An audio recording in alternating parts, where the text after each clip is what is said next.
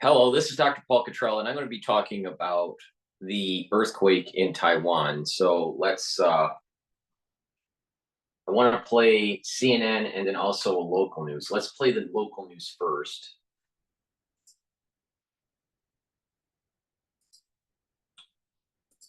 Let's see here.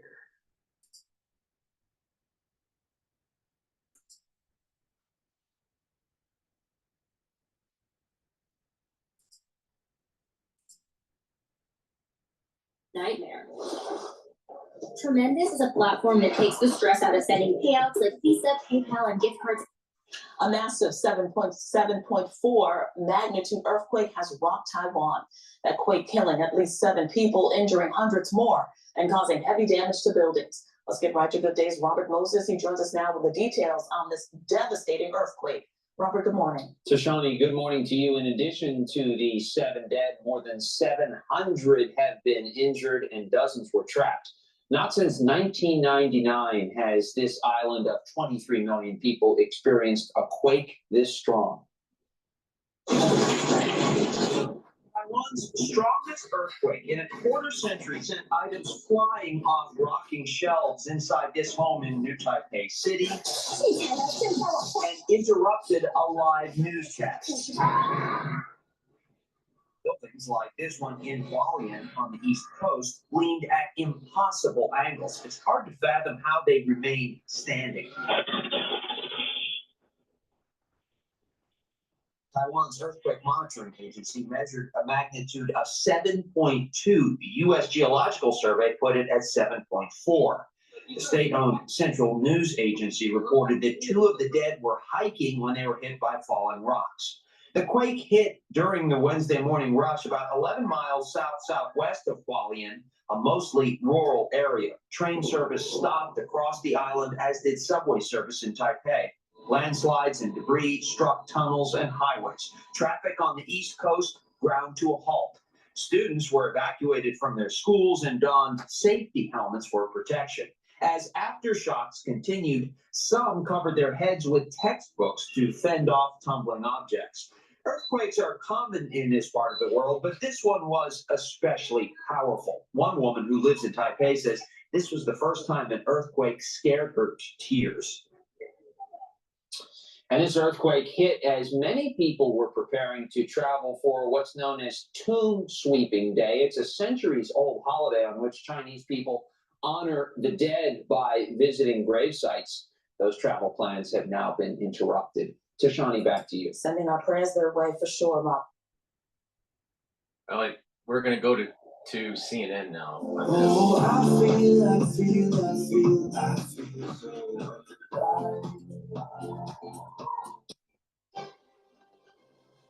Let's get straight to the breaking news overnight. 75 people trapped inside tunnels. They have now just been rescued after an earthquake hits Taiwan, the strongest earthquake to hit Taiwan in 25 years. We're going to follow this video showing a cloud of dust that you can see just settling in as the earthquake caused a massive landslide. The epicenter of the 7.4 magnitude quake, it was in a mountainous area on the east coast of the island. So far, the death toll stands at least 9. More than 800 people also have been wounded. We're staying very closely to try to track that. The quake hit during the morning commute, and look at this dash camera video just capturing traffic coming to a standstill as it all happens, and the highway very clearly beginning to shake. And then there's also this. One man who was in a rooftop swimming pool when it all started. And you can see the massive waves that were caused by the tremors. We're also getting a look of how it unfolded inside one television studio. Watch this.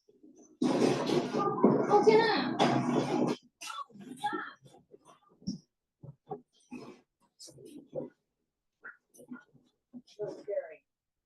So scary, no matter what the angle is that we're showing you here from all of this video. Let's get right over to CNN's Hanneke Montgomery, who's tracking all of this for us from Tokyo. Hanneke, what's the latest? Hi, Kate. I mean, yeah, like you saw there, really, really alarming footage coming out of Taiwan this morning local time. So as you mentioned, we know that at least 9 people were left dead, and more than 900 people were actually left injured because of this very powerful earthquake and the subsequent aftershocks. We also know that of the 9 people who died, all of them were killed in Brighteon County, where it was very close to the epicenter, and actually where most of the significant damage has been taking place. And just for context, Brighteon County is located on the eastern coast of Taiwan. It's a very popular tourist destination. It's also a rural area, and coincidentally, where most of Taiwan's earthquakes actually occur. So we also know that 56 people were trapped in Brighteon County. Originally, that number was up to 131. But rescue operators were able to rescue all the people trapped in those tunnels to safety. Now, in terms of the rescue operations, the Taiwanese Defense Ministry has dispatched military troops to coincide and to work with local governments, try to get people to safety, get them out from underneath the rubbles of their homes and buildings. And this is really common protocol that you see in Taiwan when you see a natural disaster of this magnitude. Military troops do work with local governments to try to get people again to safety. But one thing that was actually affecting disaster relief efforts today were the damaged roads. You saw, a main highway from Taipei, the capital of Taiwan, to Brighteon County actually partially destroyed. So military troops had to use some aircrafts to get to that part of the island. Now we also have to remember, the context of this earthquake. It happened just a day before Tomb Sweeping Day, which in the Chinese-speaking world is a day when people visit their ancestors' graves and give them offerings and remember their loved ones. But of course, for many, It seems to me that this is a metaphysical event. All right. Not all events are metaphysical. Some are man-made. Some are just a natural phenomena. Now, many people would say that there's probably a crowd out there that says this is some sort of energy weapon that caused the earthquake. I don't think that's the case. Others would say that this is just regular plate movement, and this happened.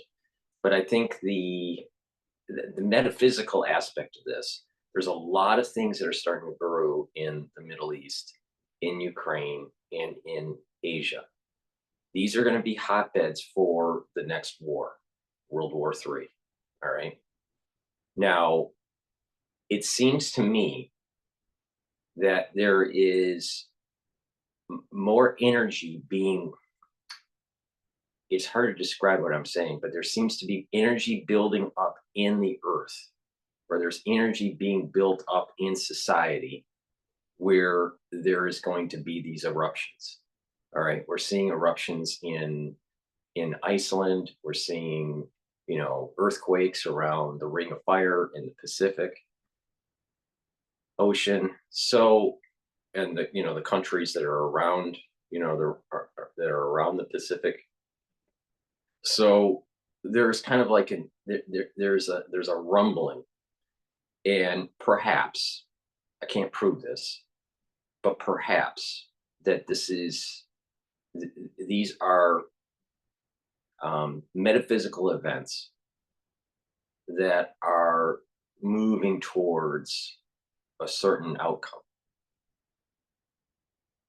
Just it being so close to Tomb Sweeping Day is really odd. If it was just a natural phenomenon, right? I'm not a person that says everything's metaphysical. I'm not a person that says everything is some sort of plan kind of thing. I do understand there's things that are just random. I've explained certain things that have been in the news recently that I think are random events and they're not planned events. But there's this, I get the feeling, it's a different feeling with this than I have with, let's say, the avian flu with the cows story.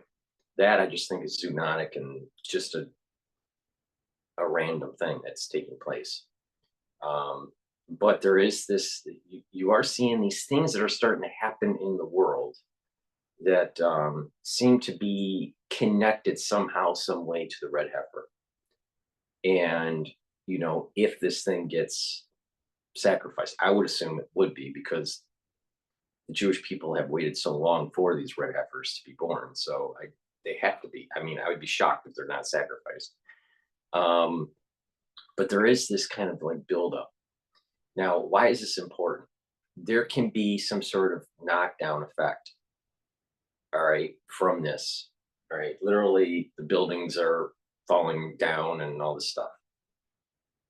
It wasn't a major devastation of the country, but there's going to be problems with the chip manufacturing now. So whatever that was being produced, you know, in the fabrication laboratories, I would say is all junk now. So there's probably going to be some sort of chip supply issue. I would also assume that things have to be recalibrated. So there's going to be, you know, some sort of lag time to get everything back up to speed. In addition, this puts the country in the sights of China. The country is weakened because of this. And so the country being able to fight off China is also weakened. So keep that in mind. What, you know, does this give an incentive for China to move in? The United States is already kind of bogged down in the Middle East. So there's this kind of like this metaphysical thing that may happen that causes a knockdown effect that leads to World War III. All right. I don't have that same feeling as with, let's say, avian flu cow story or the story with the bridge collapse with the Dolly ship. This one, I feel it feels different with it. But people could make an argument that there was some sort of metaphysical aspects with those two, you know, but for me, I don't see it. I don't feel that with those other two stories. This story, something about it that just feels a little different. All right. It's like that little spider sense. Please go to my store, the-studio-reykjavik.com, and get the health products that I have.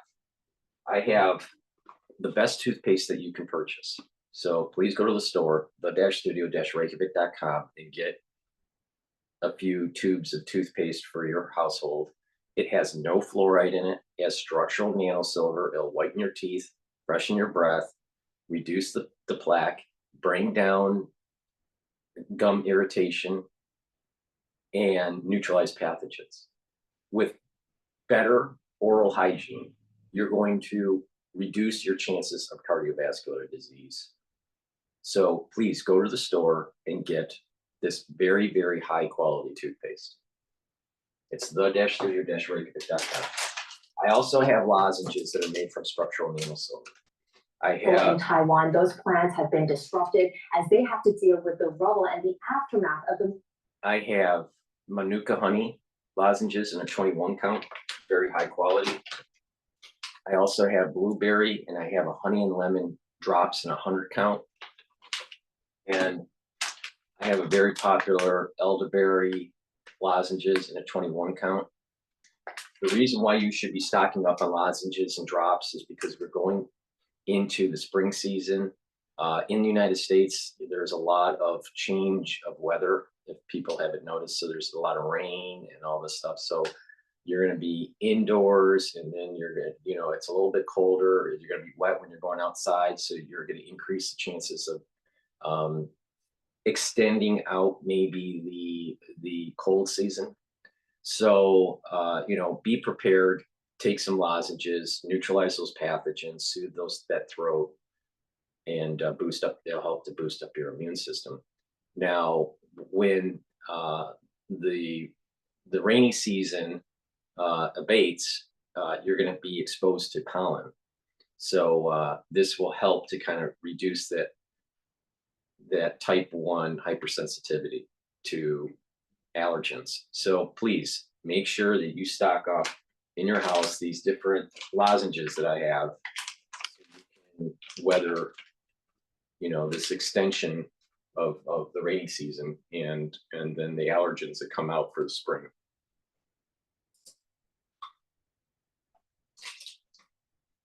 powerful earthquake they've seen in the last 25 years, Kate. It's terrifying if you're watching this video. Much more to come. You're going to stay close to it. Thank you so much, Hanson. John? Yeah, just remarkable images there. There was a tsunami warning in place, actually in several countries. They have since been lifted. Let's get the latest from meteorologist Elisa Rapp. Elisa, what can you tell us this morning?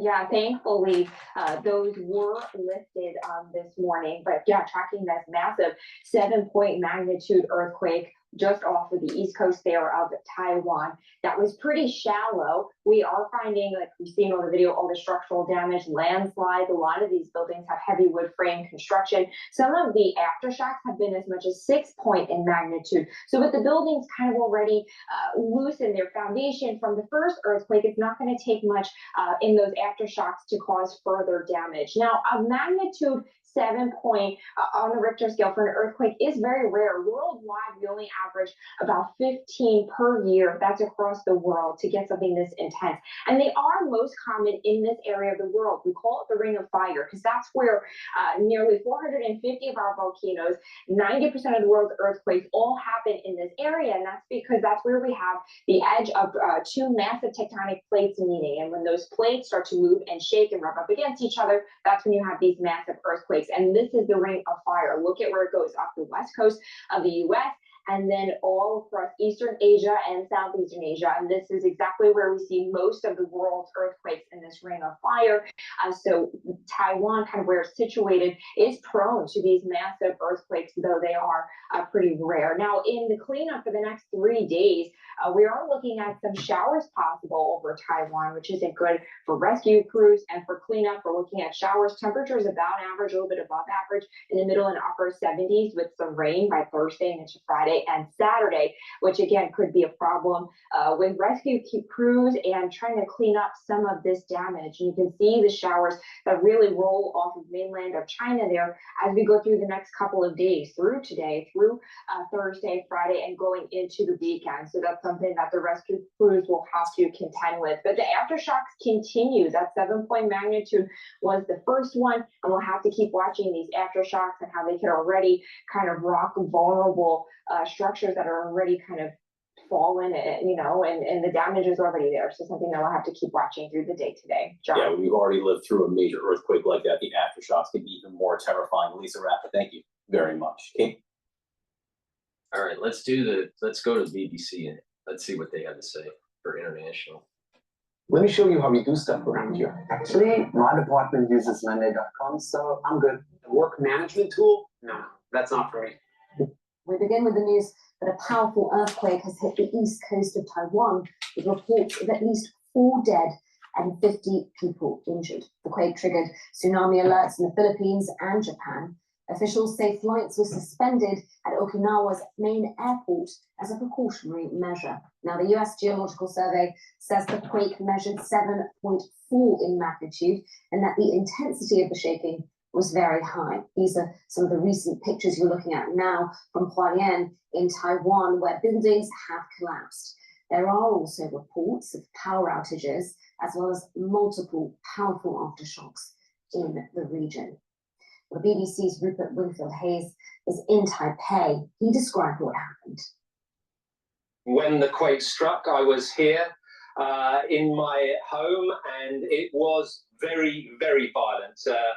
The whole building swayed, things were knocked off shelves, furniture was knocked over. I actually had to hang on to my kitchen countertop for stability. That's how much it was shaking here in Taipei, which is over 100 kilometers, 150 kilometers from the epicenter. So you can imagine that close to the epicenter in the city of Hualien, the shaking was much, much more violent than that, and it's done much more damage there than it has here. We've seen pictures of at least 2 large buildings partially collapsed, leaning over at very precarious angles. But I have to say, given the strength of the shaking, the intensity of the shaking from this very shallow earthquake, it looks at the moment like the Hualien and the East Coast has got away reasonably unscathed. I mean, we do now have reports of deaths and injuries. Those appear to have come from landslides, which have been unleashed right along the east coast of Taiwan. The difference between here in Taipei and the west coast of Taiwan and the east of the island is dramatic. It's very rugged over there. It's very mountainous. There are narrow valleys, and the mountains come down right into the Pacific Ocean. And this quake has unleashed many, many landslides that have cut roads, that have brought down bridges, and we think have also buried some people. So it's still early hours after the quake, but at the moment, that area is cut off. But it does look like major buildings and major urban infrastructure has survived the quake. That was Rupert Wingfield-Hazel. Our correspondent Shaima Falula is in Tokyo. Shaima, it's good to have you on. What was the reaction in Japan, given its own history of earthquakes and tsunamis? Yes, it's been a very tense morning here in Japan. The authorities have initially issued a tsunami warning in the southwestern area. The first tsunami warning actually to be issued for Okinawa in the southwest and the areas around it, the coastal areas around it, since the 2011 major earthquake back then. It was very dramatic. We've heard from locals there who said that they had the alarms on their phones go off early in the morning, that the alarms around them went off as well, and that they were being urged to evacuate immediately, many of whom went to higher ground. Some were taking shelter in schools. The tsunami warning itself has since been lifted, but the authorities are urging people to stay on high alert. Earlier, waves of about 3 meters were expected, but now we know that the highest was a 30-meter wave that hit Yonaguni Island. Yonaguni Island is very close to Taiwan. On a clear day, you can stand in areas in Yonaguni Island and actually look at the Taiwanese coast. That's why the huge shake that happened in Taiwan's east coast, the big earthquake and its aftermath, is being felt or is being considered very, very worrying here because of the effects that it has, especially in terms of tsunami warnings. We also know that Naha Airport, Okinawa's main airport, had halted flights. That has been lifted, but there have been disruptions. It's going to take airlines there some time to resume the flights. Another thing that just popped in my mind as she's talking about the islands and how they're affected, I'm wondering if the United States has either surveillance stations there or missile deployment stations on some of these islands as some sort of defense blanket in that area, and if this would have caused issues with the defense. There's been some news out there. It's not if you dig for it, you can see a little bit of it.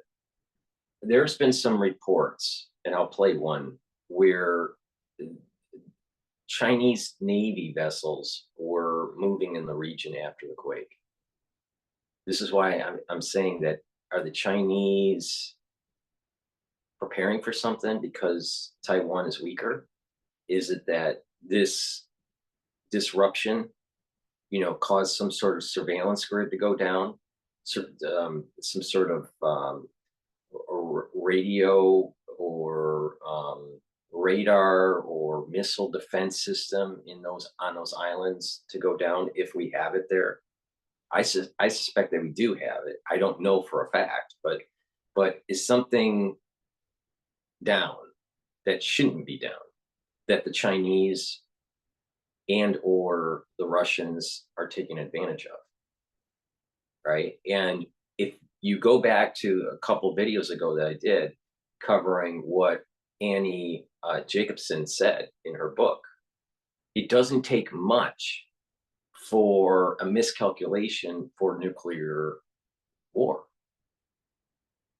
Something that may be just an earthquake ends up having some sort of knockdown effect, and a certain party, a certain agent, decides to take advantage of it and change the whole geopolitical landscape.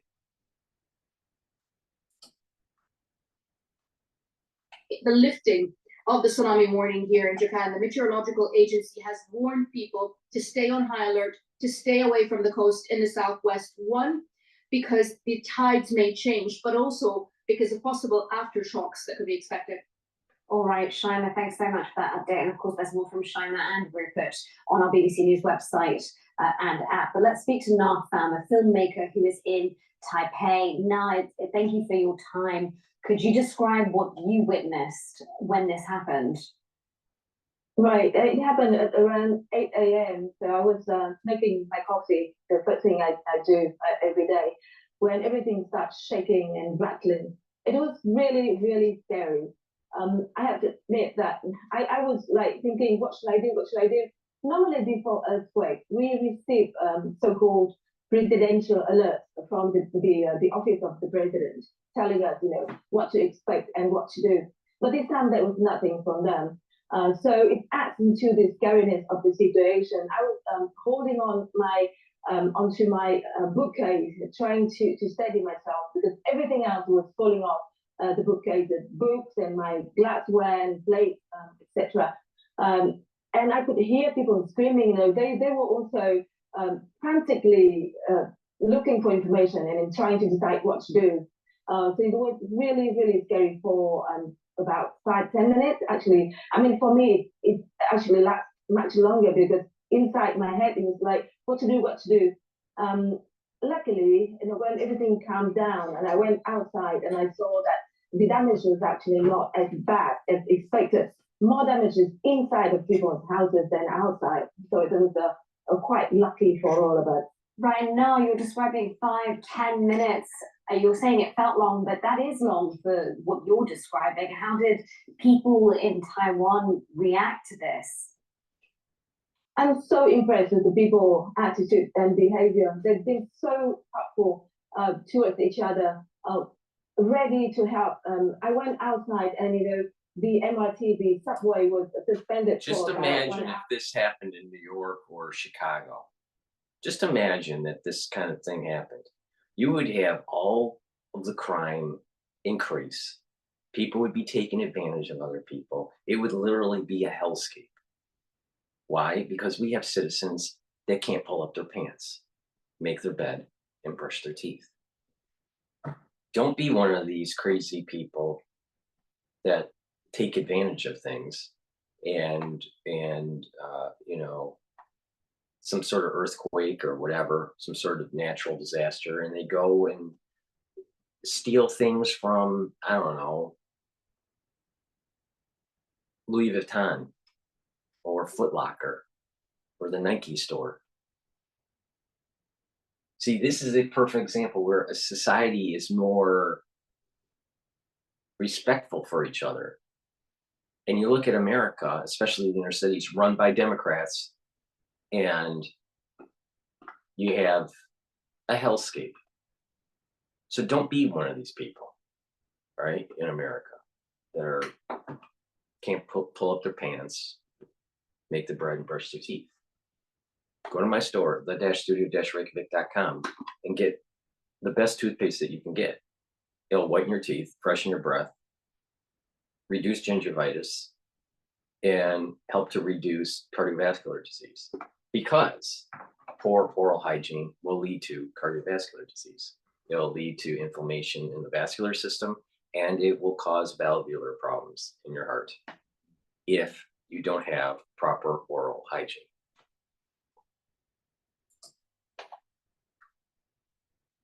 And people start queuing to get back in when we start running again. And they actually from a very orderly queue.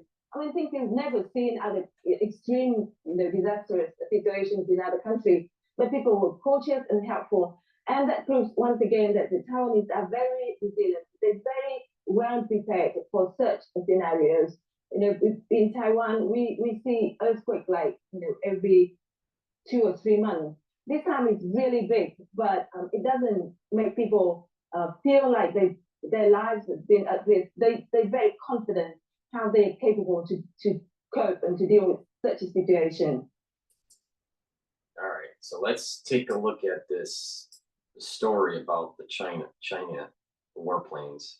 Metagenics gets to the root of whole body health with pure, potent ingredients sourced from nature.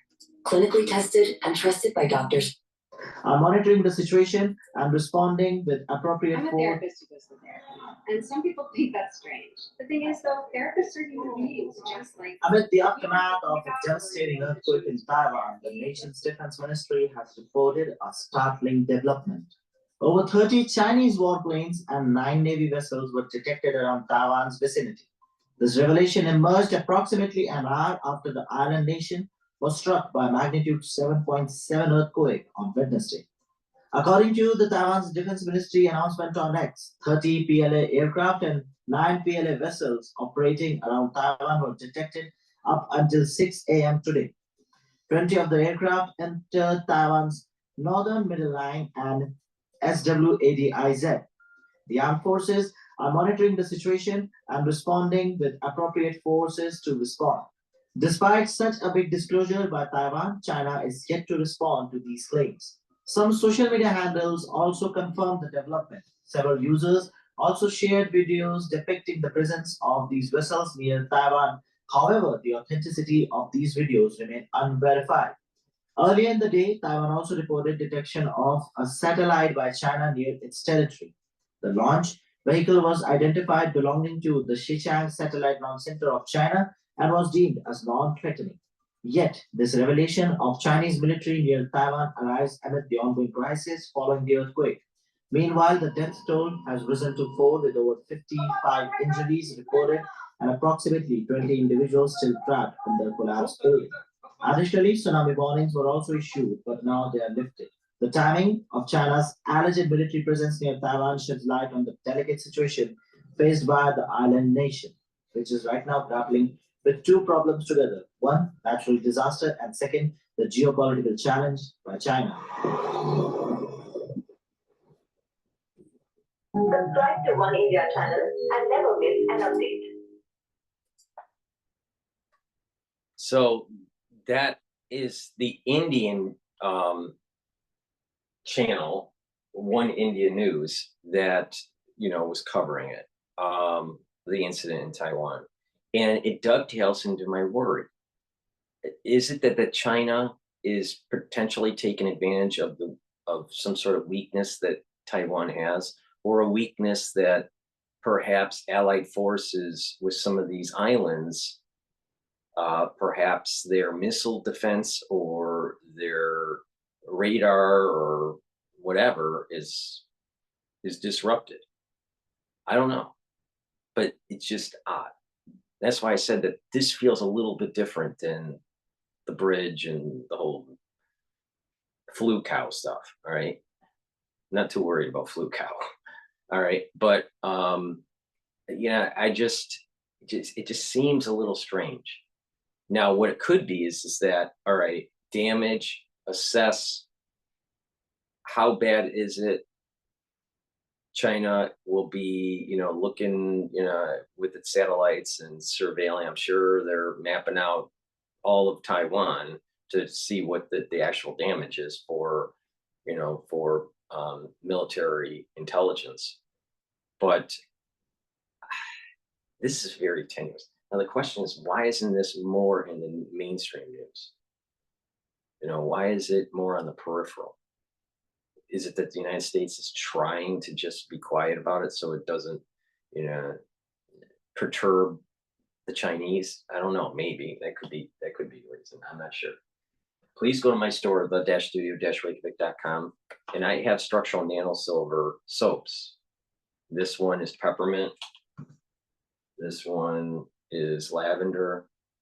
They're great soaps. They're very high quality. This one's oatmeal. I also have a couple others on the store. So please go to the store, the-studio-reykjavik.com. Link is in the description, and get a few bars of this for your house. Lignans is really important. It's a powder that you take every day, and it'll help to boost up your immune system. It's for males and females. So please go to the store, get the lignans, and help to boost up your immune system. If you notice that part of slowing down the aging process is to boost up the immune system, and also by boosting up your immune system, you're going to be able to fight pathogens better and cancer. So boost up your immune system. Please go to the store and get the good night formula. There are many people that are having problems sleeping. You need 3 cycles of REM sleep for proper memory consolidation, detoxification of the body, and to get more rest, right? If you don't get into these 2 or 3 cycles of REM sleep regularly, you're going to have memory problems and you're going to have a buildup of toxins in your body. So go to the store, the-studio-reykjavik.com, and get the good night formula. It has tryptophan and melatonin in it. I have these applicators that you can get on my store. It has a nasal spray, it's a dropper, and a regular spray. You put the structural nano silver liquid in this, and then you can just carry it in your bag instead of carrying a big bottle. So this is a great way to take it to work or take it, you know, on the go. And again, as you know, using the structural nano silver gel, keep putting it on your hands, will stay active for 5 hours. You put it around your mouth, around your nose, around your ears for the structural nano silver gel. And the liquid, you can put in here and then take it with you in the bag. And you know, use the spray, or you know, the nasal spray or the regular spray or the dropper when needed. So that's the applicators. And I have partnered up with Rainbow Herbals. We've created these really high quality deodorant bars for males and females. We have it in peppermint, lavender, and tea tree, and we also have it in citrus. Now, many people like the peppermint. I prefer actually the citrus, but that's just my, you know, my preference. But they're made from essential oils from the Himalayas. Very high quality. It's for males and females. Use it as a deodorant, but as you're using it, because it doesn't have any aluminum in it, it doesn't have any baking soda in it, these essential oils, they're so high quality that over time what you're going to notice is that your body is starting to detoxify. So please go to the store, get the deodorant bars, get a few for your household, and you'll be impressed with the high quality of the deodorant bar. I want to play one more video on the earthquake. I don't know the quality of this one. It's SBS News, and you know this. I want their take on it. Let's see.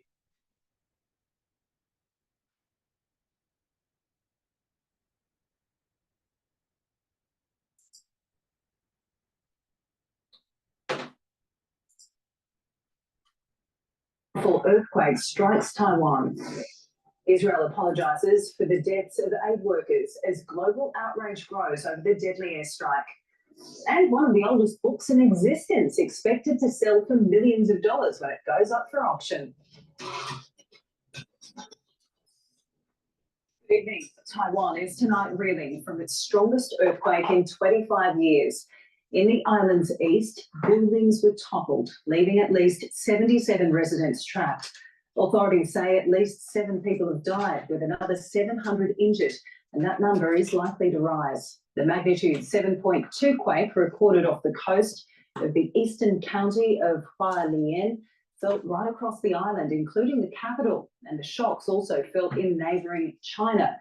Tsunami warnings were issued in the Philippines and Japan, but were later downgraded.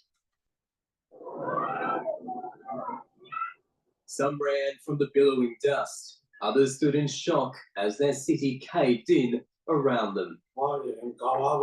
Taiwan's tourism hotspot Hualien, 20 kilometers from the epicenter of the most powerful quake to hit the island since 1999. Brick and mortar cracked and buckled, rock and stone sent tumbling from above. Throughout it all, screams. Within the crumbled buildings, trapped families. Help from the first floor, the ground level, all but gone. The rescue of others from lurching towers, proving precarious. The shockwave rocked the island and the capital, Taipei. Upstaging breakfast television, peak hour rush brought to a standstill.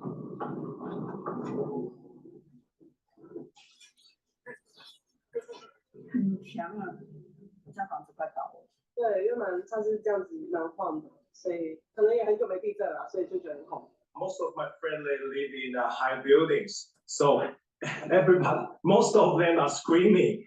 SBS reporter Gareth Boren was in the capital visiting family when the quake hit. We've had a few in Australia and around Melbourne, but they certainly did nothing that sort of lasted as long or been as intense as this one has. Some older buildings collapsed in the city. Other modern structures built to be earthquake resistant suffered minor damage. Residents still wary of lingering aftershocks. The tremors felt beyond Taiwan, reported in several Chinese cities, while Japan issued a tsunami warning to residents across its southern Okinawa prefecture. Please evacuate to high, safe ground. For those who fled, the feared 3-meter wave never came to pass. The order downgraded within hours. Taiwanese troops are now flying to the island's east to assess the damage. The reality of this disaster, for those now homeless, looming large. Nabin Razik, SBS World News.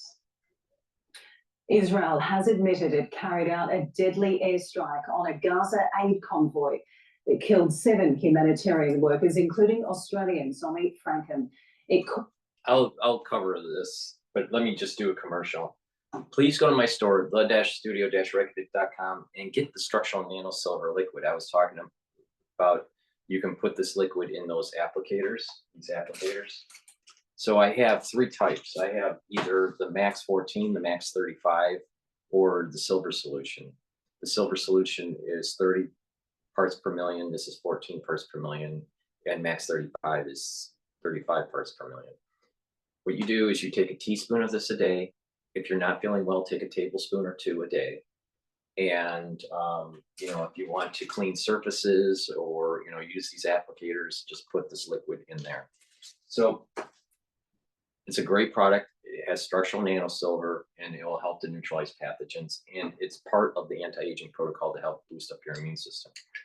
Please take Clarity Factor. This will get rid of that brain fog that people have. And when you take this regularly, what's going to happen is that you're going to actually stimulate those neurons when you're getting them firing. So you're reducing the dendritic recession as we age. Our dendrites, the tips of the neuron, will connect to other neurons, and that's what we call neuroplasticity. All right, people can grow more connections or lose connections. Well, through the normal aging process, people lose connections, but you can stimulate these neurons and get those connections better, right, by taking Clarity Factor. And also challenging your brain, learning, moving around, doing a little bit of anaerobic and aerobic exercise, doing some balancing because you want to stimulate the cerebellum. So when you look at this from a holistic point of view, you're going to be able to slow down the mental decline in the normal aging process. So one of those pillars to improve mental acuity is Clarity Factor, but it's not the only one, because you also have to practice. You have to do balancing exercises, do a little bit of weight training, get that blood flowing, do a little bit of cardio, and because you want that blood flow, right? You want to do that balancing, so you're activating your cerebellum. And in addition, you want to eat a proper diet, right? Get proper sleep. I was talking about taking the good night formula. So when you do all these things and you're getting the proper sleep, the proper nutrition, you're going to be able to improve your mental acuity. So please go to the store and get the Clarity Factor. Another part of the pillar to boost up your immune system and slow down the aging process is to bring down chronic inflammation. Take ashwagandha root. This will bring down the glucose levels in your blood and reduce that inflammatory response from glucose in your bloodstream. In addition, turmeric will help to bring down those pro-inflammatory cytokines. It's also an antioxidant. So by bringing down that inflammation, you're not going to be in an inflamed state, and your immune system will be better, and you're going to slow down the damage of a chronic inflammatory state, and you'll notice that you're aging slower. So please take the turmeric and the ashwagandha, and again, the structural nanosilver to neutralize pathogens. And that's the first two pillars of improving your immune system and slowing down the aging process. Strike a mistake of misidentification, despite the charity World Central Kitchen saying it coordinated movements with the Israeli military. World leaders are demanding answers as fears intensify for the humanitarian aid system that's already hanging by a thread.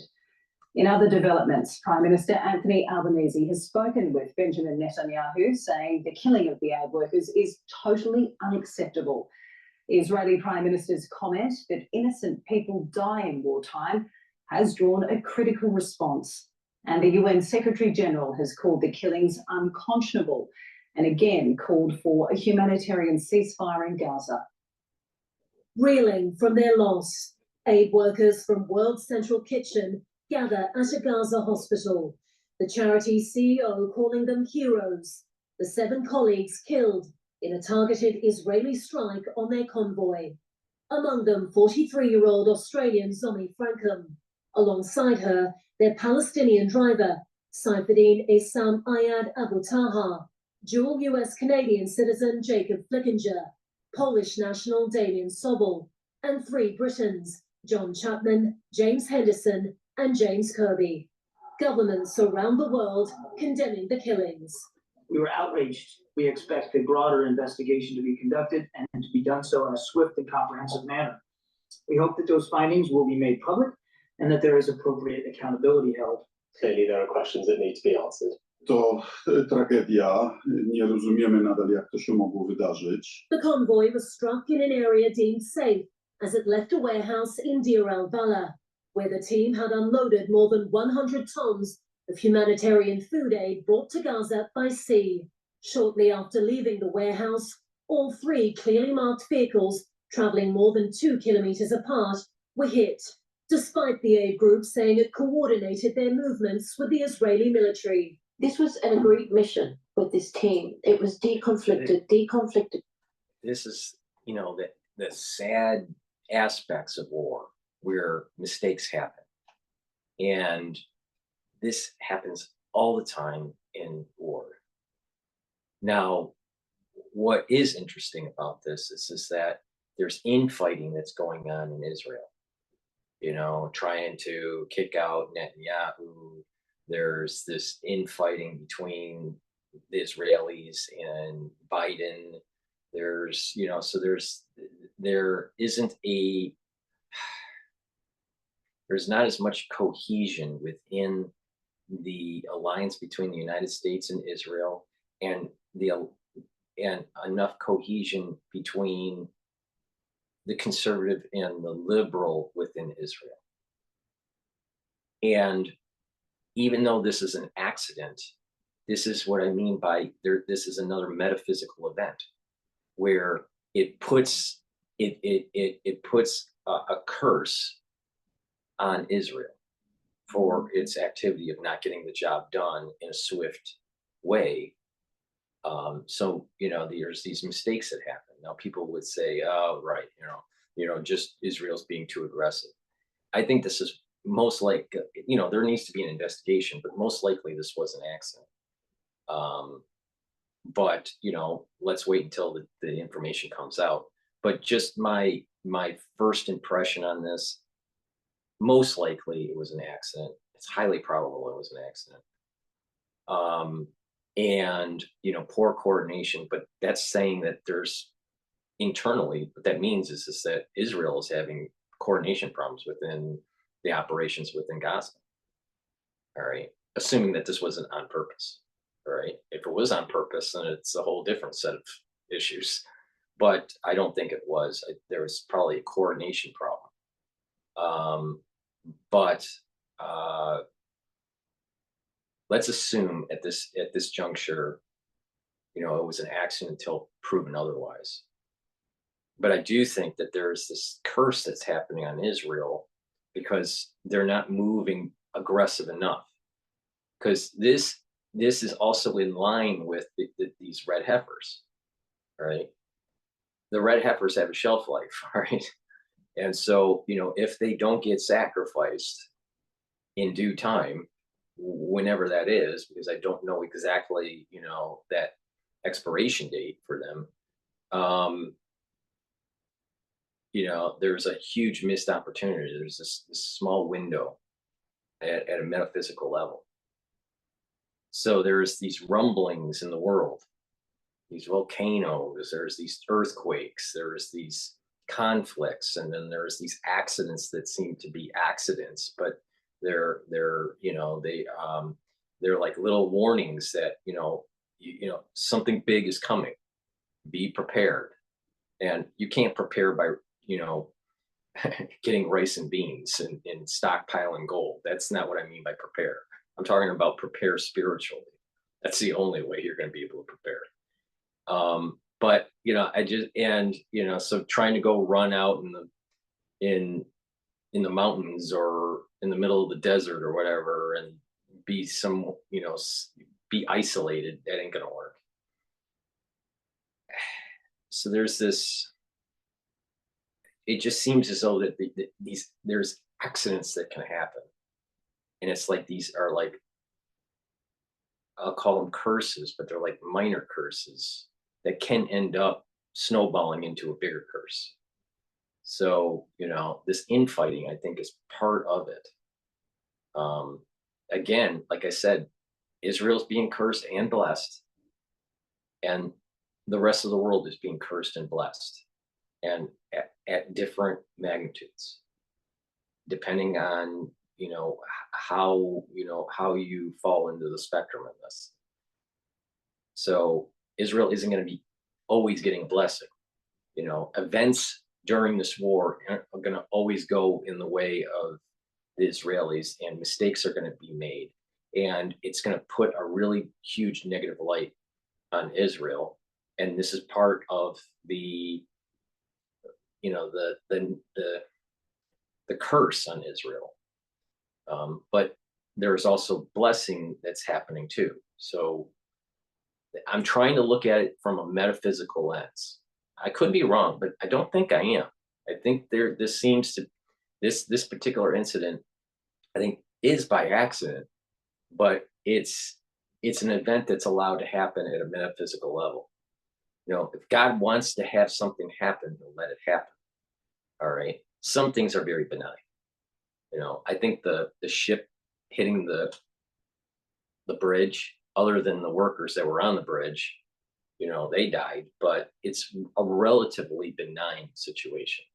Everyone was, all the conspiracy theorists out there, had a field day, but it's a relatively benign situation. What's not a benign situation is the potential knockdown effect of the earthquake in Taiwan, and how that can change some of the calculations for the Chinese military, the PLA. That's not benign. That could be very serious. And this situation with the workers, that 9 of them died, I think it was. It's a tragedy, but it's a little bit more on the spectrum of not benign compared to the ship, but it's not as problematic as probably the earthquake, if we look at this from a metaphysical lens. All right, because I think this is just the fog of war, mistake thing that happened. But obviously something broke down in terms of communication, because they try to orchestrate the actual movement of these workers down the road. So, there probably needs to be some disciplinary action on whoever fired from these. I believe they were from, I think they were shot from airplanes, missiles from airplanes. But there probably needs to be some sort of disciplinary action. If it was through a airplane, if it was a jet, it was probably more than just one. So there was some sort of coordination issue that happened, and it needs to really be looked at. But there's these curses that can happen to Israel. God does curse Israel. I think it's the theme here. There's also that God does bless Israel. God blesses the Gazans at times, and it curses them at times. Now, when you're talking about the power of the soul roots, as we go through the year and as we go through this longer hundreds of year wave, at this moment in time, there's more blessing on Israel than curse on Israel, and there's more curse on Esau and less blessing on Esau. But that doesn't mean it's going to stay that way for the rest, for the rest of the year. It's going to ebb and flow. And I've already explained that the blessing for Esau will start to take hold in August.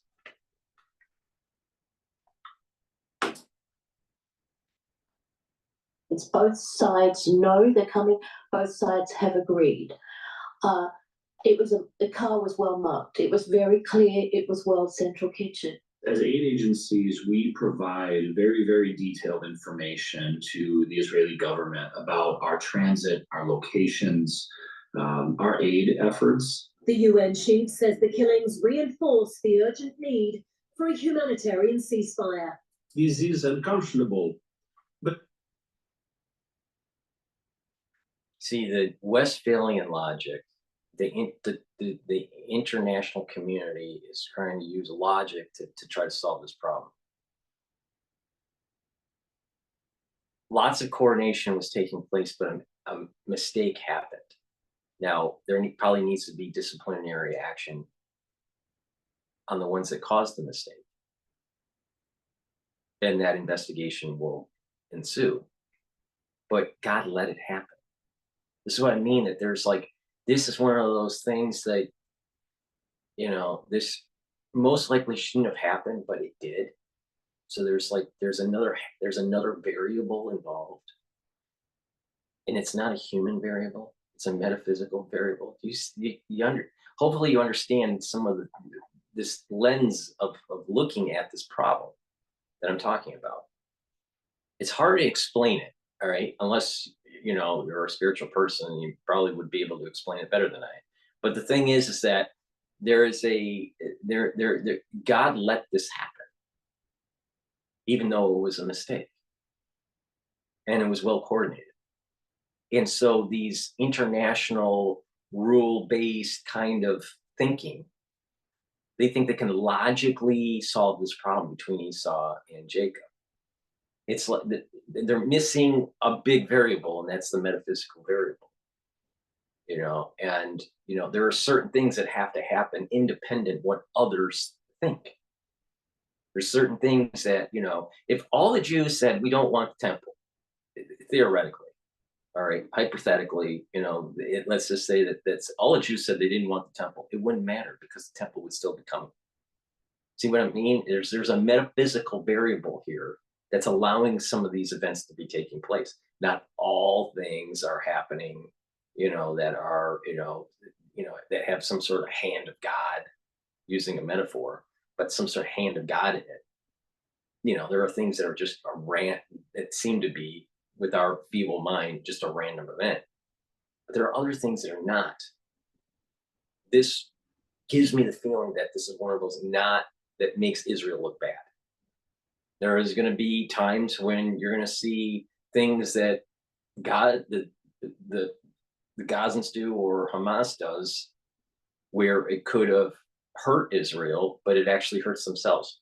Classic example, launching missiles that actually end up, launching missiles from Hamas and exploding in the air or misfiring and hitting buildings within Gaza, and and trying to blame it on Israel, only where the international community can prove that it was actually Hamas lying to the international community. All right. So this is where that curse on the Gazans happened. So, or the curse on Hamas happens. And the international community can see some of the nefarious things that Hamas is doing. Well, this is true also in Israel. A bad thing happened, and it shines light on some of the nefarious things that the Israelis are doing. This is what I mean, that Israel is going to be cursed during this process too, even though that this isn't, looks like an accident. But there's an element of the hand of God in this. And we're not smart enough to understand. Nobody is smart enough to understand why those particular individuals had to be killed. Now, I'm sure that there are some Kabbalists, maybe in the future, or maybe even alive today, that can take their names and look at the Hebrew, equivalent of their name and, do some permutations of the actual letters and actually see why they died, how they died, and when they died. But we are not smart enough to go down that road. We'll never be that smart to go down that road. But there are people that are. And, but these are people that will never talk to you, would never never be on YouTube or on, these are very, very insular individuals that have a very small crowd. And they're, but there may be a reason why these people had to die. We're just not, we assume that we're in control. We're not, is a big takeaway here.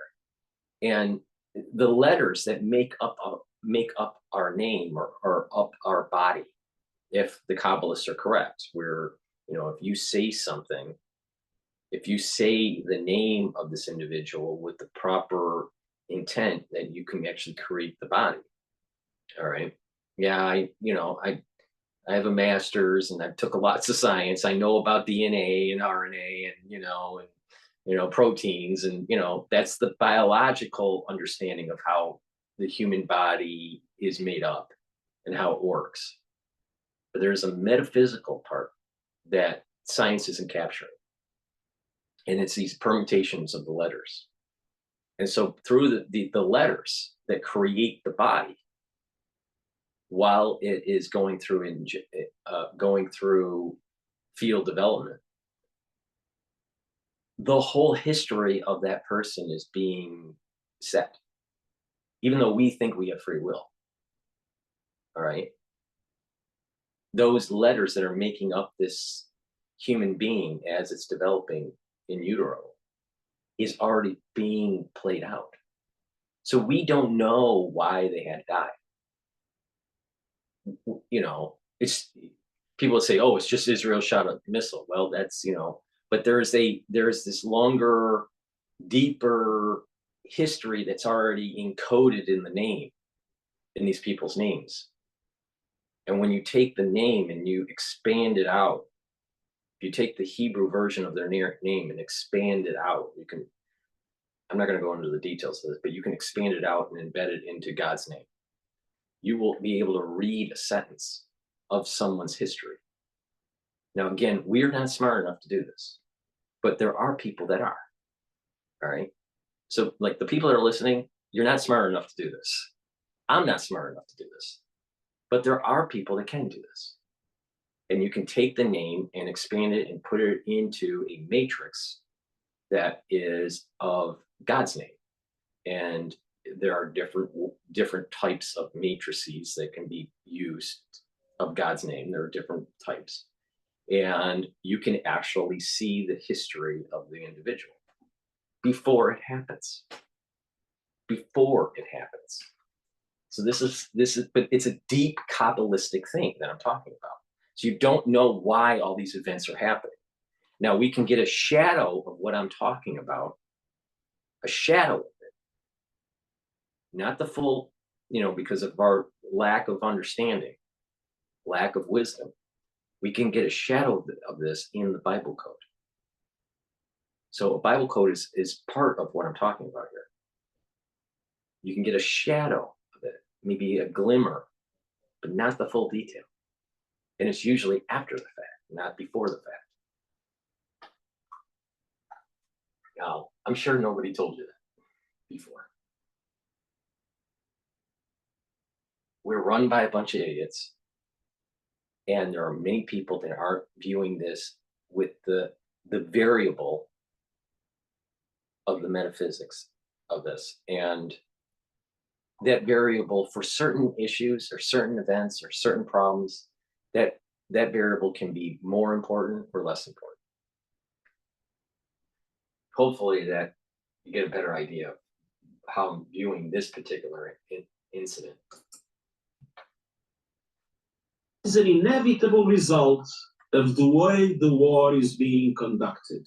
Israel has promised an independent investigation. The strike was not carried out with the intention of harming WCK aid workers. It was a mistake that followed a misidentification at night. Several aid agencies have now suspended operations, prompting fears the already dire humanitarian crisis in Gaza will worsen at a time when famine is taking hold. Rochelle Harrison-Pless, SBS World News. Iran's president has... Hello, my name is Ebony Obsidian, and I am here in Raban, South Sudan, at the Doro refugee camp with the IRC team. Iran's president has warned that the suspected Israeli airstrike on its consular building in Syria's capital, Damascus, will not go unanswered. Israel has not claimed responsibility, but Defence Minister Yoav Gallant has warned that it is operating everywhere to prevent what it calls its enemies gaining strength. Iran's president has told his cabinet the perpetrators of the consular attack in Damascus will be punished. به مجاهدان را خدا توفیق بده که در رابطه با این جنایت و جنایت بسیاری که رژیم صهیونیستی مرتکب شده مجازات کنند.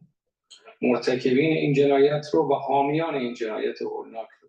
But at an emergency meeting of the UN Security Council requested by Russia, the calls were for de-escalation and accountability. Let me be very clear. The inviolability of diplomatic and consular premises and personnel must be respected in all cases in accordance with international law. The Pentagon has confirmed Israel carried out the strike, with Israel saying it will continue to use its reach to defend itself. אנחנו פועלים בכל מקום, בכל יום, כדי למנוע את ההתעצמות של האויבים שלנו, וכדי להעביר לכל מי שפועל כנגדנו בכל רחבי המזרח התיכון, שהמחיר על פעולה כנגד ישראל יהיה מחיר כבד. I reiterate the Secretary General's condemnation of the attack. Syria accused the Americans of enabling and emboldening its allies. إن بلاد سوريا تحمل مجرمي الحرب في حكومة الاحتلال الإسرائيلي وشركائهم في الإدارة الأمريكية المسؤولية الكاملة عن تلك الاعتداءات وتبعاتها على السلم والأمن الإقليميين والدوليين. Washington, though, keen to stress that America was not involved. As the White House has stated, the United States had no involvement in the reported strike yesterday in Syria. And he warned Iran and its proxies not to escalate tensions and not to target US interests in response. Since the October 7 terrorist attack on Israel, the United States has repeatedly warned Iran not to take advantage of the situation to escalate its long-standing proxy war against Israel and other actors. Iran has ignored this warning. Iran has previously attacked US troops in the region through its proxies. Gary Cox, SBS World News. Police in Finland say they're yet to establish a motive for a school shooting which left one child dead and two others critically injured. The suspect is now in police custody. He's a 12-year-old boy from the same school located in the city of Vantaa, just outside the Finnish capital. All right, so I want to get a little bit more on this whole Iran issue, because I saw something that Iran was planning on doing a retaliatory strike. This is Fox News about death to America.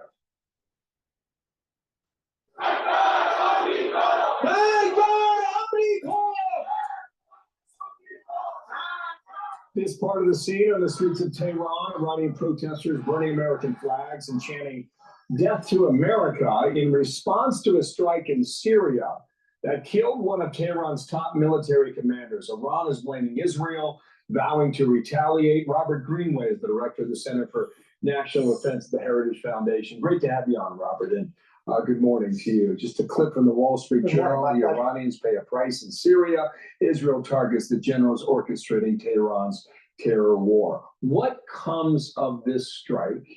He wasn't the head of the Quds force, but he was pretty high up there.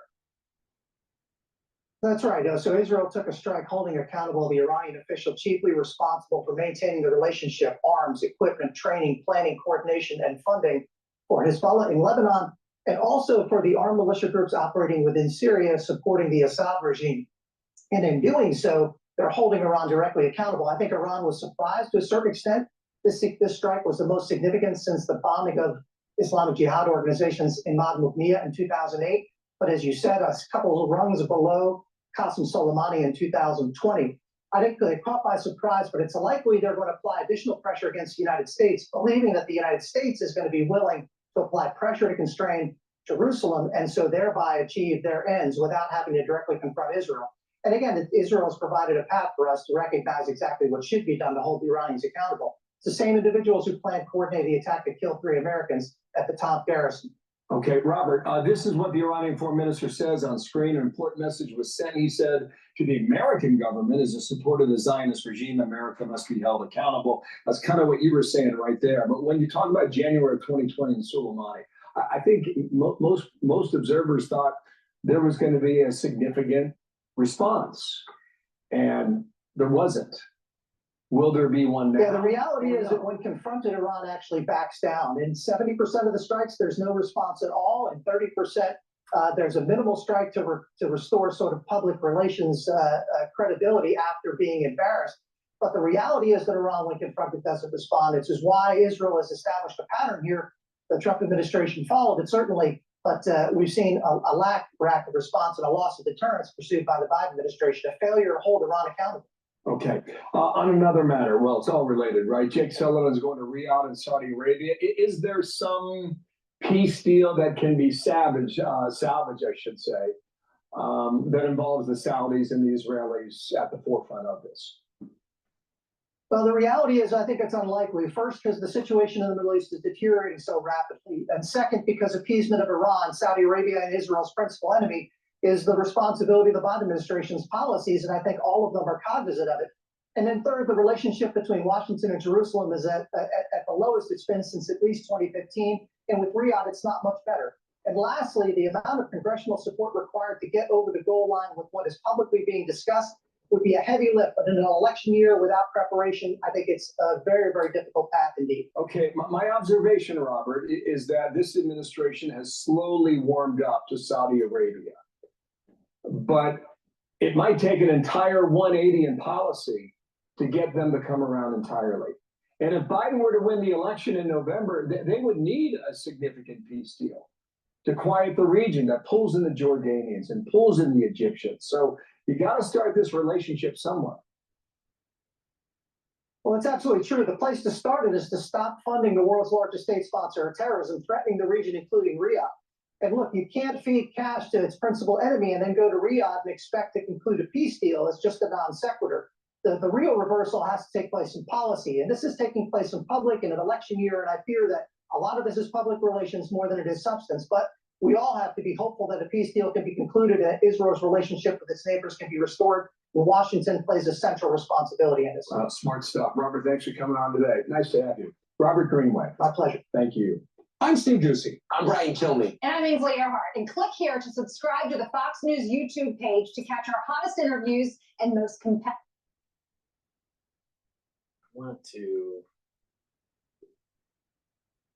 This is Al Jazeera about the convoy.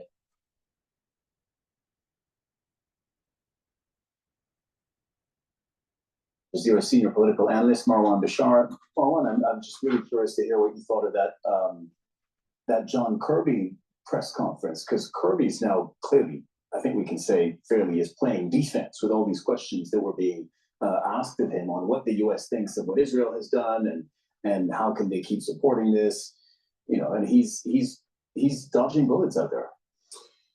Absolutely. I think listening to Kirby and Blinken today in Paris defending the Israeli war crimes in Gaza gives you a good sense of how far American officials need to go out of their way in order to justify or defend Israeli actions that are indefensible in Gaza. So much so that you can see that the journalists who are asking the questions are so frustrated. Because at the end of the day, right, 6 months later, 33,000 have been killed, mostly women and children. And Mr. Kirby is still, outraged by questions about violations of laws of war and saying, well, we still have to wait and see. Wait and see what exactly? It was probably miscommunication and an accident. Now, the people that shot the missile from the aircraft probably need to be held accountable and some disciplinary action taken. All right. But most likely this was an accident. Again, though, there was this metaphysical lens where this was allowed to happen by God. We aren't smart enough to understand why. All right. And so let's stop pretending that we understand why, these things happen. But this issue about war crimes, he never talks about Hamas embedding with the civilians in Gaza, increasing the probability of collateral damage, because Hamas and Hezbollah doesn't care about its citizens. It cares about the optic in the international community to try to get sympathy. And to get that, they need more civilian deaths. They're a religion, not of peace. They're a religion of war and death. And this is this is written in the Bible for a long, long time, that Esau is a killer. All right. And he's going to have to die by the sword. It's a battle between Esau and Jacob. He's coming from Esau.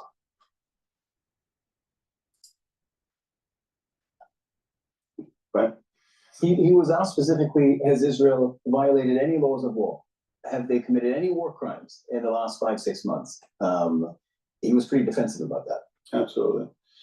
And I think here in this question, right, and I'll be curious what our viewers around the world are thinking, or the way they're thinking about this, because I can see that much of the debate Israel already create some sort of war crime? Some of these soldiers.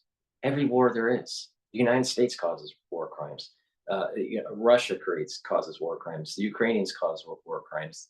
The UK cause war crimes. The Aussies cause war crime. Every war there's been a war crime. So stop using the term, did they ever? Everybody has.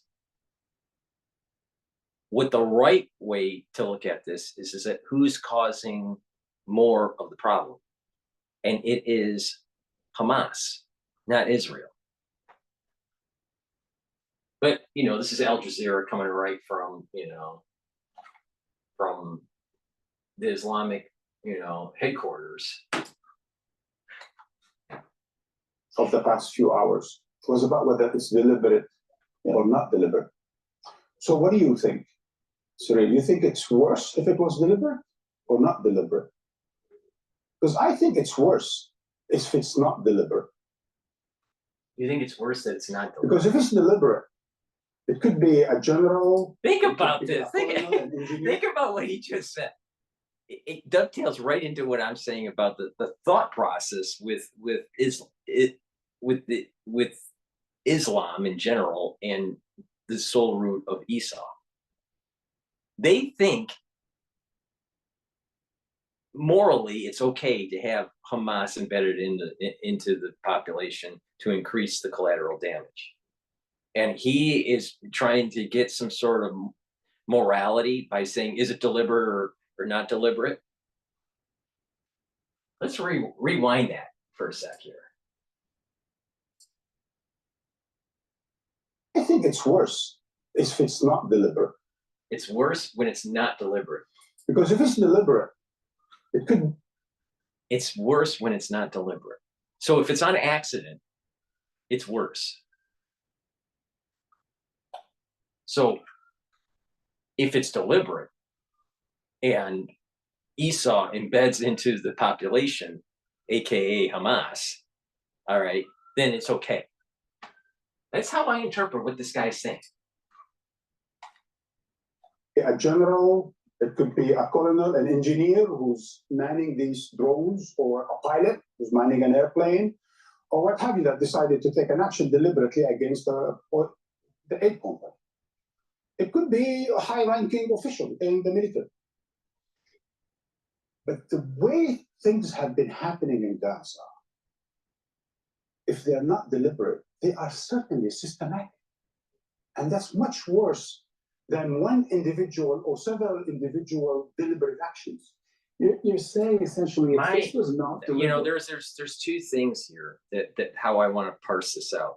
There is the aspect of Esau embedding, Hamas is embedding into the population to increase the collateral damage by the Israelis, which is a war crime on Hamas. Hamas is causing a war crime. Al Jazeera doesn't talk about that. Then there is and that's a deliberate. So he's not shining a light on that deliberateness, but he makes the statement that being not deliberate is even worse because it is systemic. Well, you can have systemic being deliberate, like what's going on with Hamas, and that's a problem. But remember what I said about the metaphysical? And, you know, he's bringing up the term systemic. These things are happening because of a curse and a blessing that is ebbing and flowing between the Palestinians and the Israelis as this war is happening. So there's a curse sometimes on Israel during these operations, and sometimes there's a blessing. And the same thing on the side of Hamas. All right. So there's this battle of the twins. I know this sounds crazy, but there is a metaphysical battle between the twins of Esau and Jacob that we're seeing on Al Jazeera playing out.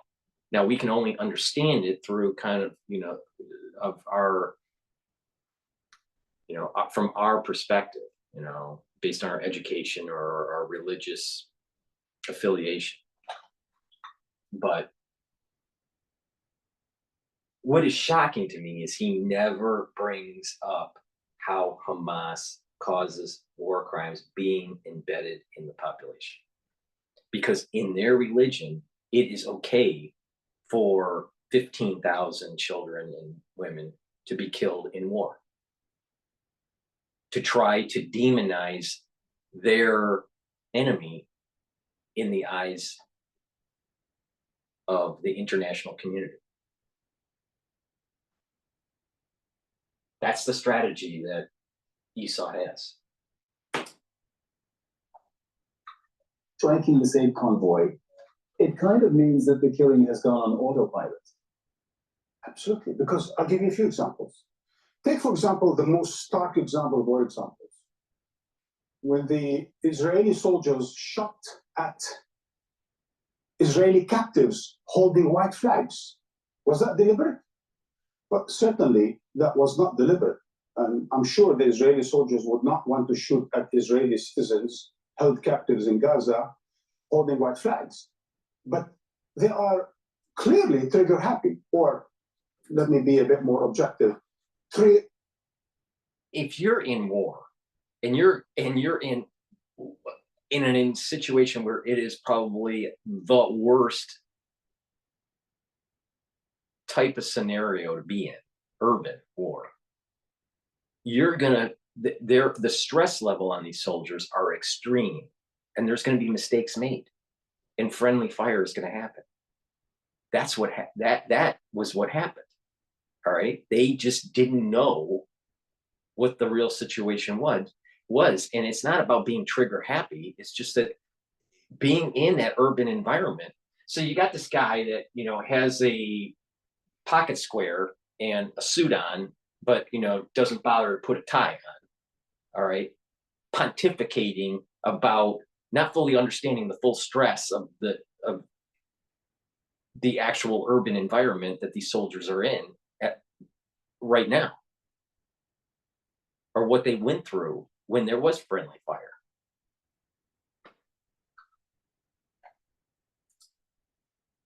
Amazing. You're ready. Shoot. Look at what happened to Ashifa, not just the last few days or couple of weeks. Look at what happened to Ashifa Hospital. Look at what happened to all the hospitals. Was that deliberate or not deliberate? Look at the death, the killing.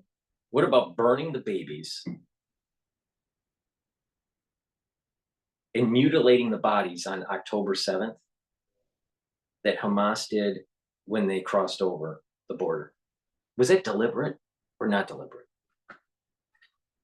I'm telling you, people don't get it. What happened on October 7th changed the psyche of many Israelis. Now, there is infighting that's going on with the Israelis, and I'm sure Al Jazeera is hoping that infighting continues, because that sets on a curse on Israel. But there are many Israelis and other Jews around the world that is just fed up with it all. And they want it done. Get it done. They don't care about the casualties. They don't care. They want it done. Get it done. They just don't care. Of 20,000+ children and women. Was that deliberate or not so deliberate? Yeah, exactly. Building on your point, since here we have the Israeli Prime Minister saying, essentially, this was not intentional, it was a mistake, mistakes happen. What does that then mean about the 32,000 Palestinians who were killed and whether or not that was intentional? And there's a bit of a snobbish. What about Hamas embedding in the population, causing the collateral damage increase? Just get the job done, because if you kick the can down the road, it'll be 60,000 children or 100,000 children. Just get the job done. Chutzpah in his tone, his dismissal. Oh, it was tragic. We will look into it. And of course, Secretary of State Blinken says, we demand that Israel does a swift and impartial. How would Israel want to do an impartial of its own crimes in Gaza? How do you expect an Israeli army that is mired in the death and destruction of tens of thousands, displacements of a million or two, to be impartial about something like that? But there's a pattern here, and we spoke about the past 6 months. The killing of UNRWA. How many people of UNRWA have been killed already? Some 100+, right? Yeah. Of UNRWA. So there's a lot of. I think we're closer to 200, but I don't have the exact number. So there's a lot of aid workers have been killed in Gaza, right? So we agree about that. How many journalists have been killed in Gaza? How many of our colleagues have been killed? How many members of their families have been killed? Okay, so it's not deliberate, right? We can add to that health workers, aid workers, obviously. Children, hospitals, engineers, academic. It's not deliberate, but let's not worry about the deliberateness of Hamas embedded in the population. All right, okay.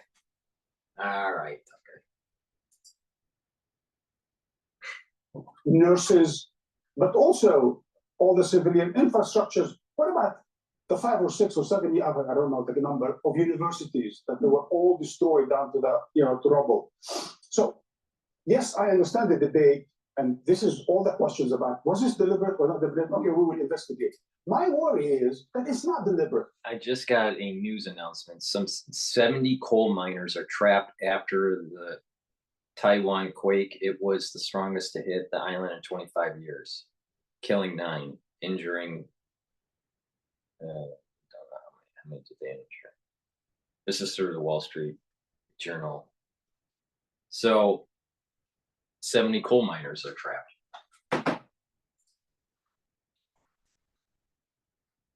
Not my worry. Almost my analysis is that even if it's not deliberate, that's just as bad, if not worse.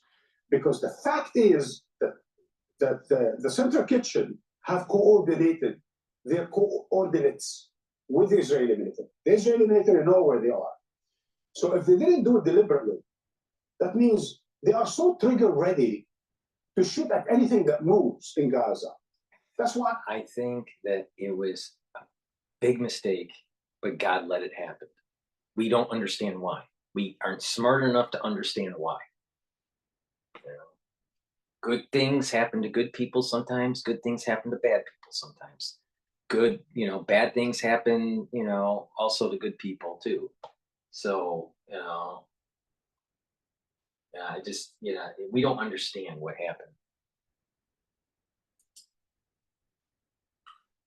When we were talking about them shooting at the Israeli civilians with white flags, we said, what about all the Palestinians that were white flags and they killed them, right? So there's a systematic. What about taking nonprofit money and building a hospital right over a bunker that was known that was Hamas? Why would you build a hospital right over a bunker, a military bunker? Because that is the way to hide. And that is the way to increase collateral damage if your enemy is going to attack you. Esau is a smart person. To say that Esau's not a smart person, no. We got to say that Esau is a smart person. He's conniving. He is a killer. He's a hunter.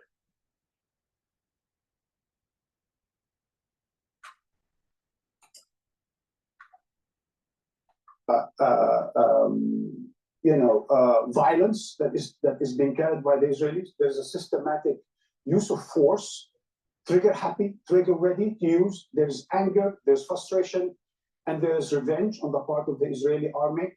They are still angry 6 months later about what happened October 7th. They are not acting like a professional army. They're acting like a vengeful tribe is very hateful of the people in Gaza. And they are echoing what the president said almost 6 months ago when he said there are no innocents in Gaza. That definitely includes the aid workers. Because look, the attack on UNRWA, right? The UN organization that has been for decades helping Palestinians. And the largest aid organization in the Strip. And if I may remind our viewers. And the most corrupt. Just remember that. Don't forget about the corruption. Well, no one has mentioned that in the past. Just you need to study the history of this conflict and of UNRWA. UNRWA started its operations after 1948, serving Palestinians and Israelis until 1952. Israelis were helped by UNRWA until 1952, until Israel was on its feet to be able to help its own citizens. So the fact that Israel has attacked something like UNRWA for all these years and demonized UNRWA just because 6 of its members, 6 out of 13,000 have been accused of joining in with the October 7th, 7 of 13,000. As a good number of observers said, they're surprised that there are 6, not 600 or 6,000, right? But living in Gaza, being involved and all that. I think a lot of people were curious to barge through the borders and see what's happening on the other side. But be that as it may, Israel has been trigger happy using force, using violence, using bombs. And the United States has been trigger happy, trigger ready to provide it with the weapons. And that's why Kirby, Blinken, Biden, and others have been defending Israel, because they are complicit. Just the last few days, the United States has once again declared that it will be selling more weapons. It will be transferring more arms to Israel, including 2,000-pound bombs. Again, 2,000-pound bombs. For what exactly? For what use in Gaza? So I am disheartened by what happened. You need the 2,000-pound bombs as bunker busters. Because you dug in. To the aid workers in Gaza, but I'm just as disheartened and even more for the 40,000 perhaps now that have been killed in Gaza, mostly women and children. And for all the medical workers, Palestinian medical workers. Today we heard some reports from Shifa Hospital, deliberate or not deliberate, all hospitals in Gaza, perhaps we said half of one in Rafah, they're all destroyed. I think there is a systematic use of violence. There is a readiness to use violence and force and excessive force, hyper use of force in Gaza. Al Jazeera senior political analyst Marwan Bashar, thank you very much for that. We're going to take a very short break. We'll be. Do you think that if the United States went through an October 7th across, let's say, the border of Texas and Mexico, that there wouldn't be, and it was similar? Don't you think the United States would use excessive force on the invading army? And it probably would be a lot more bloody and a lot more violent than what the Israelis are doing. Anyone that would, what it basically is Esau, aka Hamas, Hezbollah, and Iran, all right, took a bet. They lost the bet, and now they're begging for the international community to bail them out. They're going, mercy, mercy, mercy. And the Israelis are going, no, you're going to die. Please go to my store, the-studio-reykjavik.com, and get vitamin D3. It helps with gene expression. It's a gene expression cofactor. And by being a gene expression cofactor, you're going to be able to have the proper cellular processes happen in your cell. All right. It will help to absorb also calcium, and it'll help with apoptosis of infected cells. That's why when you're sick, taking D3 will help. I take 10,000 individual units. I take 5,000 in the morning, and at night another 5,000. Vitamin C, important because it's an antioxidant. It'll help to boost up your immune system. You take it every day, and it'll help with your skin health. In addition, if you're not feeling well, take a double dose. Resveratrol. This is also an antioxidant. It's part of the anti-aging protocol, and it will help to get rid of senescent cells. And lastly, I have C60. I have it in a 2 ounce, a 4 ounce, and an 8 ounce configuration. You can get it in coconut or avocado. This one is avocado. You can get it in coconut or avocado oil. And this molecule, it's a 60 carbon molecule. They'll soak up free radicals and help to improve the mitochondrial health. By improving the mitochondrial health in your cell, you're going to get more ATP and you're going to have more energy. By having more energy, you're going to be moving around more. You're going to have better cellular processes.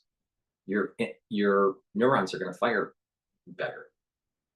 So take this on a regular basis. I take a teaspoon of it a day, or you can take a full dropper if you get the dropper version. And this, if you take it every day, is going to soak up those free radicals, and you're going to start seeing an improvement. Take it on an empty stomach. It's the best absorption. If you work out, take it before your workout, because what will happen is you're going to actually recover quicker. So this is a very potent antioxidant. It's a great product, and it's part of the pillar.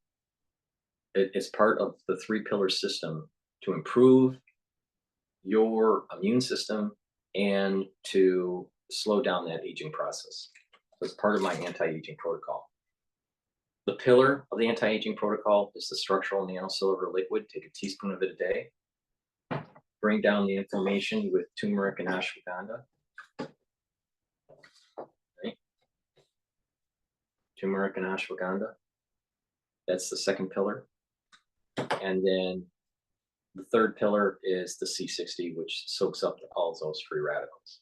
Then you add stuff to it to help with mental acuity, which is the clarity factor, gene expression, D3, the resveratrol to help get rid of the senescent cells, the vitamin C to improve the skin and to help with the immune system. And it's an antioxidant. When you add this stuff, the B complex, the good night formula, when you start adding this stuff, you're going to start really noticing a major difference. If you do this on a regular basis, a major difference in how your body is improving, getting healthier, and slowing down the aging process. Thank you for listening. Please make sure you subscribe to all my channels. I have 3 channels on YouTube. I have Brighteon, Bitchute, and Rumble. All the links are in the description. You can also help with my news coverage by donating. You can donate through Stripe, PayPal, or Buy Me a Coffee. You click the website, the-studio-reykjavik.com, and on the homepage at the very bottom, there are links for you to donate. You can also help support my news coverage by being a paid follower for my Patreon channel. I have different tiers that will give you different access to different videos that are tied to my pulmonology lecture series. So please be a paid member for my channel on Patreon. That helps to support my work. I appreciate all the support that you have given me over the years, and please go to the store, pay attention to what I'm saying about these supplements and how you can slowly improve your health, reduce the aging process, and boost up your immune system. Thank you for listening, and have a nice day.